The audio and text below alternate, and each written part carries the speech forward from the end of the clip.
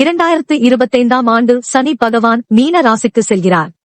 குறித்த சனிப்பெயர்ச்சியின் அடிப்படையில் புதிய ஆண்டில் குறிப்பிட்ட சில ராசியினர் பெரும் துன்பத்தையும் சிக்கல்களையும் சந்திக்கவுள்ளார்கள்.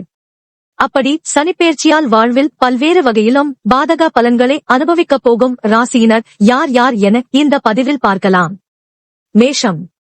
2025ஆம் ஆண்டில் நிகழவுள்ள சனி பெயர்ச்சியின் போது மேஷ ராசியின் 12வது வீட்டுக்கு சனி செல்வதால் இவர்களுக்கு அடுத்த 2 இன் கீழ் 2 ஆண்டுகளுக்கு வாழ்வில் சோதனைகள் அதிகமான இருக்கும். எதிர்பாராத பிரச்சனைகளால் மனத்தில் கவலை தேன்றும்.